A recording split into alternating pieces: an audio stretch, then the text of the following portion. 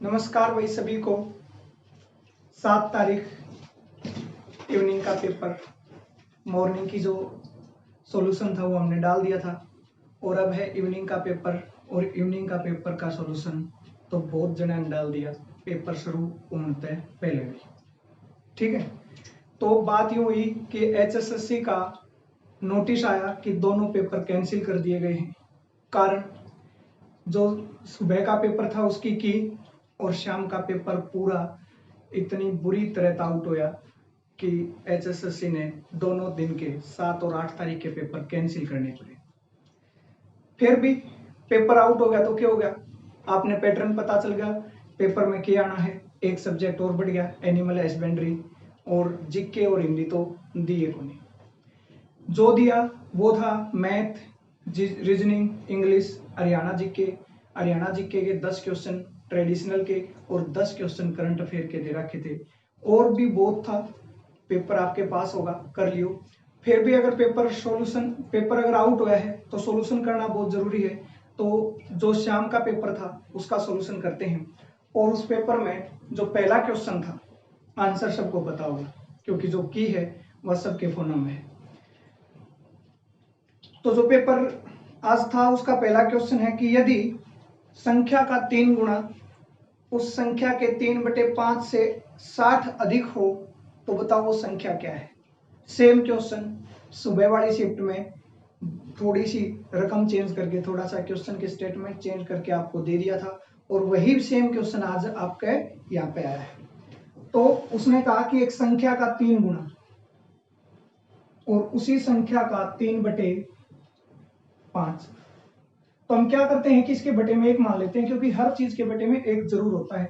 और मैं इन दोनों का एलसीएम लूंगा तो जो संख्या है उस संख्या को आप 5 मान लो, नीचे वालों का एलसीएम मान लेते हैं। ठीक है, अब मैंने कहा कि संख्या का 3 गुना, 5 का 3 गुना कितना होगा भाई 15, और संख्या कितनी है 5, इसका 3/5, 3/5 कितना होगा भाई 3। और पूछा है कि ये वाली वैल्यू ज्यादा है इससे, कितनी ज्यादा है, मैंने दोनों का डिफरेंस करा तो 12 और इसने डिफरेंस जो बता रखा है वो है 60। दोनों में डिफरेंस 60 है। हमने देखा डिफरेंस आया 12, हमने जो संख्या मानी थी, हमने जो भी संख्या मानी थी उसका डिफरेंस है 12 और जो यहाँ पे दिया वो डिफरेंस है 60। तो 1 की वैल्यू आ गई यहाँ से 5। अब हमने चाहिए संख्या, और संख्या कितनी है 5, तो 1 की वैल्यू 5 है तो 5 की वैल्यू कितनी आ जाएगी भाई 25, और पहले क्वेश्चन का आंसर था 25। ठीक है, इसके बाद आता है दूसरा क्वेश्चन।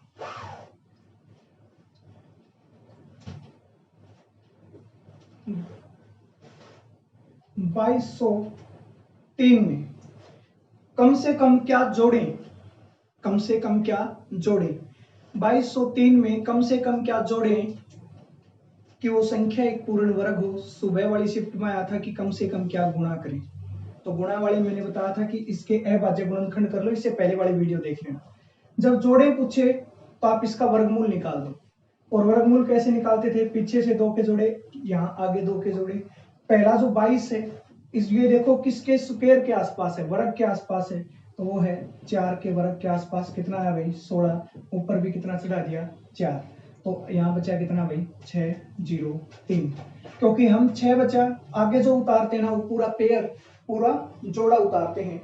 और इसके बाद या तो कहते हैं इन दोनों में जोड़ लो 8, या कहते हैं ऊपर वाले का दुगुना कर दो तो भी 8। यहाँ पे जो लिखा जाएगा वही आगे गुणा होगी, यहाँ पे जो भी लिखो उसी से आगे गुणा करवानी है। तो ऐसी वैल्यू लिखो जो इसके आसपास हो। तो याद रखना जब भी पूछे क्या जोड़ें तो इससे एक ज्यादा ले जाओ, इससे ज्यादा ले जाओ, और पूछे क्या घटाएं तो इससे थोड़ा कम रख लो। ठीक है ना, तो हम पहले करवाते हैं 7 से। तो हमने देखा 7 ऊपर चढ़ा दिया, 7 7 49 4 और 7 56 4 60। तो हमने देखा कि भाई यहाँ पे तो है 603, लेकिन 47 का स्क्वायर होने के लिए हमें चाहिए 609। तो सीधी सी बात है 603 में ऐसा क्या जोड़ूं कि 609 हो जाए, दोनों का डिफरेंस 6, तो आप इसमें 6 जोड़ सकते हैं। तो इसका आंसर क्या हो जाएगा 6। एक कम रख लोगे तो जो डिफरेंस होगा उसे हम घटा सकते हैं। 6 यहाँ पे रखोगे जो भी रिजल्ट आएगा उसे हम घटा सकते हैं, और एक ज्यादा ले जाओगे तो उसे हम जोड़ सकते हैं। ठीक है, इसके बाद क्वेश्चन नंबर 3। बहुत आसान आसान छोटे छोटे क्वेश्चन दिए हैं। छात्रों की अधिकतम संख्या, देखो पहले वाले में पूछ रखा था न्यूनतम संख्या। न्यूनतम में क्या निकालते हैं हम, जब कम से कम कहा जाए, न्यूनतम कहा जाए तो हम एलसीएम निकालते हैं। यहाँ का है ज्यादा से ज्यादा, तो यहाँ पे क्या निकालेंगे, एचसीएफ। और इसमें दो संख्याएं दे रखी हैं, एक 910 और एक 1001। ठीक है ना। तो देखो छात्रों की अधिकतम संख्या ज्ञात करें जिनके बीच 1001 कलम यानी कि पेन और 910 पेंसिल इस तरह से बांटने हैं कि सभी छात्रों को बराबर बराबर मिले। देखो भाई पेन पेंसिल के कुछ गठड़े और बांटने हैं। बांटने हैं इसका मतलब उनके टुकड़े करने हैं, और टुकड़ा क्या होता है, HCF, highest common factor. Factor को ही हिंदी में टुकड़ा कहते हैं। ठीक है, तो हम निकालेंगे। हमें ये तो पता ही है कि एक पे जाएगा 910, कितना बचा भाई, 1 9 91। फिर हम ऐसे तिरछा जैसे भाग बोलते हैं, ये वाली वैल्यू उठा के यहाँ ले आएंगे और ये कितना हो जाएगा, 10 पे 910 पूरा पूरा भाग होगा। यहाँ जो वैल्यू आती है ना उसे हम कहते हैं एचसीएफ। एचसीएफ कितना, 91। और यही वो टुकड़े हैं, सबको 91 दूंगा ना तो भी ये पूरे पूरे बटेंगे और ये भी पूरे पूरे बटेंगे। तो मैं कह सकता हूँ कि इसका आंसर कितना है, 91। इसके बाद अगला क्वेश्चन है, 10 रुपए की दर से 11 वस्तुएं खरीदी और 11 रुपए की दर से 10 बेच दी तो लाभ प्रतिशत बताइए।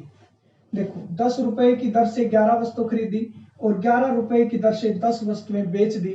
आपने ये क्वेश्चन बहुत बार कराया होगा, अगर नहीं किया है तो फिर भी सुन लो कि जब भी ये बोले कि 10 की दर से 11 खरीदी और 11 की दर से 10 बेची, जरूरी नहीं है कि ये 10 11 है तो आगे 11 10, कुछ भी हो। जैसे ये कह दे 5 की दर से 6 खरीदी और 10 की दर से 11 बेच दी, अलग अलग भी हो सकते हैं।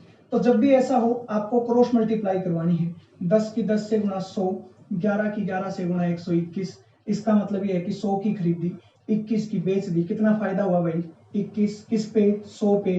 प्रतिशत बनाना है तो गुणा में 100, 100 से 100 कट गया, कितना आंसर आ जाएगा भाई, 21%। और यही इसका आंसर है 21%। देखो कितने छोटे छोटे क्वेश्चन है।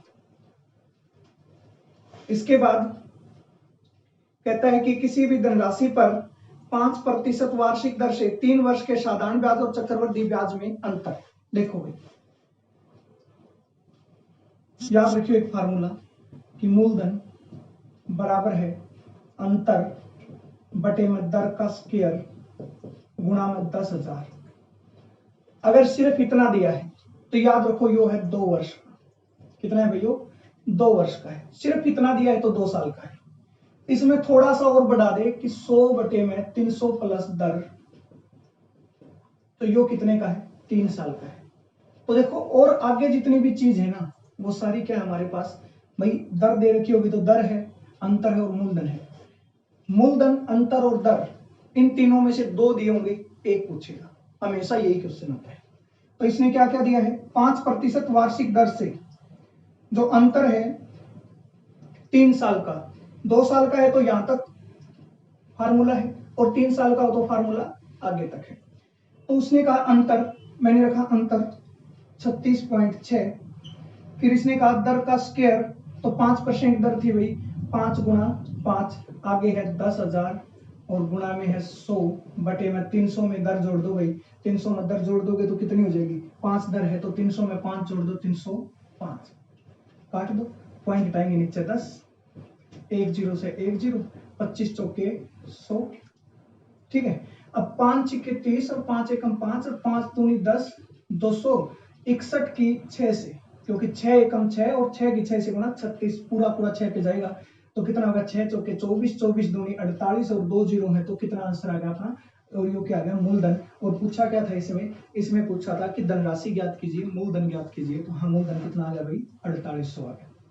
ठीक है, बहुत आसान प्रश्न। इस बार इस बात की बहुत खुशी है कि मैथ बहुत आसान दिया, लेकिन फिर हिस्ट्री, ज्योग्राफी, पॉलिटी और हिंदी नहीं दी जो हमने पढ़ी, बहुत थोड़ा सा उसका दुख भी। 2 संख्याओं का अनुपात, जैसे मैंने देखा 2 संख्याएं हैं ए और बी, उनका जो रेशियो है वो कितना दिया है भाई, 10:7। फिर कहता है कि उन दोनों में डिफरेंस 105 है, उन दोनों का अंतर 105 है। तो देखो यहाँ अंतर कितना है भाई, यहाँ अंतर है 3 और इसी को 105। ये भी डिफरेंस है और ये भी डिफरेंस, बराबर रख दिया मैंने। तो जब मैं काटूंगा इसको तो कितना आ जाएगा, 3 तिया 9, 3 पंजे 15, कितना आ गया भाई 35, एक की वैल्यू 35 आ गई।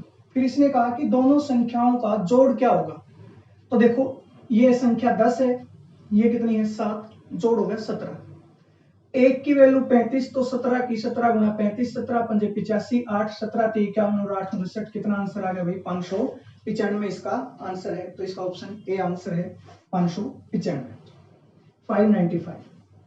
कोई भी चीज समझ में नहीं आए ना तो ये वीडियो है, पीछे करके दोबारा देख लेना। ए किसी काम को कहता है, ए किसी काम को 10 दिन में करता है, बी उसी काम को 15 दिन में और सी उसी काम को 20 दिन में कर सकता है। मैं एलसीएम लूंगा, एलसीएम आ गया 60, ठीक है 10 की। अब ये जो होता है ना ये कुल काम होता है, क्या होता है कुल काम, टोटल वर्क। एलसीएम जब भी लोगे तो वो टोटल काम है। अब मैंने गुणा 10 छिके 60, 6 भाग दूंगा तो 6 आएगा, 15 चौके 60, 20 तिया 60। ये जो होता है ना वो एक दिन का काम होता है। इसका होता है भाई एक दिन का काम, ये टोटल काम, ये एक दिन का काम। आगे जो इसने कहा है ना सिर्फ उतना करते जाओ। इसने कहा कि ए और सी ने एक साथ मिलकर काम शुरू किया।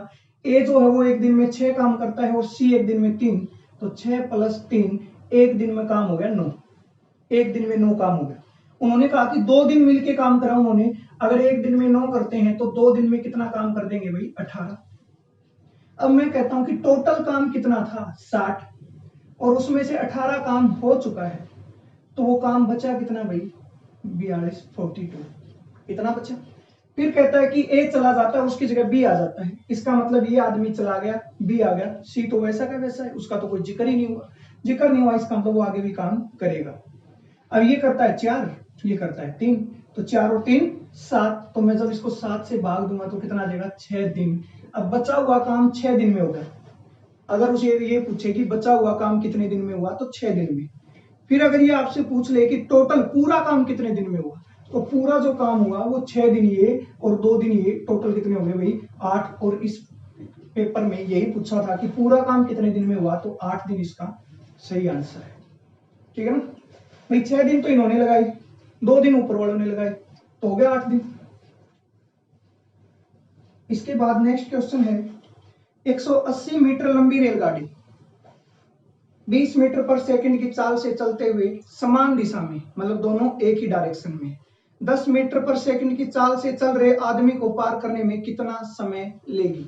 अब मैंने पहले वाली वीडियो में भी ये बात बताई थी, वहां भी ये सेम क्वेश्चन था, यहाँ भी एक सेम क्वेश्चन है। इसने कहा है कि 120 मीटर लंबी रेलगाड़ी एक आदमी को पार करती है। जब रेलगाड़ी किसी आदमी को पार करती है ना तो खुद की लंबाई पार करती है। तो यहाँ पे दूरी जो होगी ना, यहाँ पे दूरी जो होगी, डिस्टेंस जो होगी, वो रेलगाड़ी की लेंथ यानी कि लंबाई होगी, वो कितनी है 180 मीटर। अब क्या कहता है कि ट्रेन की चाल, अब ये जो पढ़ रहे ना वो दोनों चीजें ट्रेन की हैं। ये ट्रेन की लंबाई और आगे ट्रेन की चाल, वो है 20 मीटर पर सेकंड। कितना भी 20 मीटर पर सेकंड।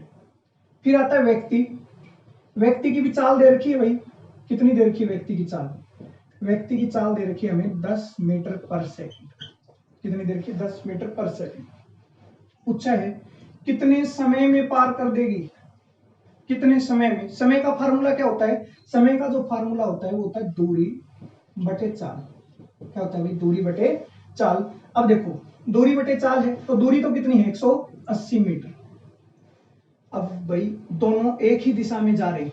अभी देखो आदमी जो है ना वो 10 मीटर पर सेकंड की चाल से चल रहा है, उसके पीछे से ट्रेन चल रही है। ये आदमी को तब तक पार नहीं कर सकती जब तक इसकी चाल 10 से ज्यादा ना हो जाए, आदमी को पकड़ ही नहीं पाएगी वो, है ना। तो इस आदमी को पार करने के लिए चाल कौन सी होनी चाहिए 10 से ज्यादा, और 10 से कितनी ज्यादा है 10, तो यहाँ पे चाल जो है 10 है। वैसे भी आपने कभी पढ़ा होगा ना, तो ये पढ़ा होगा कि दोनों सेम डायरेक्शन में चले, दोनों चीजें सेम डायरेक्शन में चले तो उनकी चाल घट जाती हैं, और दोनों घट के कितनी रह जाएंगी भाई 10। चाल ये 10 होगी तो काट के कितना आ गया 18 सेकंड में। कितनी देर में पार कर जाएगी 18 सेकंड में, ठीक है ना। 9वां क्वेश्चन, कक्षा में 30 विद्यार्थी हैं। अब देखो टोटल जो स्टूडेंट है ना, टोटल स्टूडेंट है वो है 30। कहते हैं पहले 10 स्टूडेंट का, 10 स्टूडेंट का, ठीक है 10 स्टूडेंट का औसत है वो दे रखा है 12.5, तो मैं गुणा करा दूंगा, टोटल हो जाएगा, टोटल आ गया 125। औसत आयु है 10 स्टूडेंट का एवरेज एज है और टोटल की एज कितनी हो जाएगी 125। फिर कहता है कि बाकी बचे हुए 20 स्टूडेंट की एवरेज है वो है हमारे पास 13.1, गुणा कराएंगे तो कितना हो जाएगा भाई हमारे पास 262, ठीक, कितना हो जाएगा 262, और टोटल कितना हो जाएगा 7,628 387। टोटल 20 के 20 क्या पूछा है, सभी का एवरेज कितना होगा। एवरेज होता है पदों का योग, मैंने देखा 10 ये 20 ही, पदों का योग कितना होगा भाई, इन 30 स्टूडेंट का जोड़ आ गया 387, और टोटल पदों की संख्या यानी कि आंकड़ों की संख्या, टोटल आंकड़े कितने हैं 20 और 10 30। अब मैं जब इसको 30 से भाग दूंगा ना, तो 3 से भाग दो, 3 से भाग दिया, 3 एकम 3, 3 दूनी 6, 2 3 निम 27, और इसमें 3 तक भाग देंगे 10, 10 है तो पॉइंट लग जाएगा 12.9 वर्ष। कितना आ जाएगा भाई 12.9 वर्ष। और मैं आपको बता दूं कि जितनी भी की सोशल मीडिया पे सर्कुलेट हो रही है ना, उनमें ये क्वेश्चन नहीं है, ठीक है ना, उनमें ये क्वेश्चन नहीं है। एक दो की आई है जो फेसबुक वगैरह पे बहुत सर्कुलेट हो रही है, उनमें इनका आंसर नहीं दे रखा है।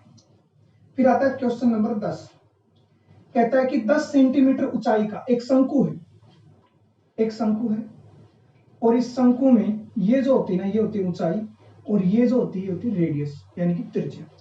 ये कहता है कि ऊंचाई है 10 सेंटीमीटर और इसकी 20 सेंटीमीटर त्रिज्या है। इसकी 20 सेंटीमीटर क्या है भाई, त्रिज्या है। इसमें 4 सेंटीमीटर व्यास के, क्या कहा इसने, 4 सेंटीमीटर व्यास यानी कि डायामीटर, ये 20 सेंटीमीटर रेडियस है, त्रिज्या है, ये 10 सेंटीमीटर ऊंचाई है, हाइट है, और इसने कहा 4 सेंटीमीटर व्यास के कितने गोले बनाए जा सकते हैं। तो जब भी याद रखना किसी एक चीज में से दूसरी आकृति काटनी हो, जैसे आपको घनाभ यानी कि क्यूबॉइड में से गोले बनाने हो, स्फीयर बनाने हो, बेलन में से स्फीयर बनाने हो, तो याद रखना जो चीज बनानी है और जिससे आप बना रहे हैं, जैसे शंकु से बना रहे हैं तो शंकु का आयतन बटे में जो चीज बनानी है गोले का आयतन, पता लग जाएगा कि वो कितनी चीज बनेगी। इसने कहा कितने गोले बनेंगे। अगर इसको पिघला के मैं इस व्यास के, इस डायमीटर के गोले बनाऊं, छोटी छोटी गोली बनाऊं, तो कितनी बनेगी ये इसने पूछा है। सारे सेंटीमीटर में, हाँ सारे सेंटीमीटर में। तो उसने कहा कितनी गेंदें बनेंगी, कितनी गेंदें बनेंगी। तो अब मैंने देखा शंकु का जो आयतन होता है ना 1/3 पाई आर स्क्वायर, तो आर कितनी है 20, स्क्वायर है तो 2 बार गुणा, और 1/3 पाई आर स्क्वायर एच, एच कितनी है भाई 10। मैंने कहा उसको भाग देना है जो चीज आपको बनानी है। मैंने छोटी छोटी गेंद बनानी है, और गेंद जो होती है ना वो गोलाकार होती है यानी कि वो स्फीयर में होती है। स्फीयर का आंसर कितना होता है भाई 4/3 पाई आर क्यूब। अब ये व्यास है तो इसकी रेडियस कितनी होगी, आधी, 2 सेंटीमीटर क्या होगी भाई इसकी आर, और क्यूब है इसका मतलब पावर 3 है तो 3 बार गुणा में। 3 से 3 कैंसिल, पाई से पाई कैंसिल, 4 से 5, 2 दूनी 4, 5 और 2 से 5, टोटल कितना होगा 125। तो इसका आंसर है 125 गेंदें बनाई जा सकती हैं। और ये 10 क्वेश्चन थे हमारे पास, इनका सॉल्यूशन हमने कर लिया। देखो आगे भी पढ़ते रहो। अभी आप कहोगे कि ये पेपर तो आउट हो रखा था, इसके सॉल्यूशन बनाने की कोई जरूरत नहीं थी, ठीक है। तो देखो पेपर में क्वेश्चन तो आए हैं, सॉल्यूशन करने में कुछ नहीं जाता है। पेपर आउट था, HSSC ने कैंसिल कर दिया, बहुत अच्छी बात है। पढ़ते रहो, थोड़ा टाइम और मिल गया, आपको पता चल गया कि और भी क्या नए सब्जेक्ट आ सकते हैं। तो जितना हो सके मन लगा के पढ़ते रहो। आज के लिए इतना ही। जय हिंद, जय भारत।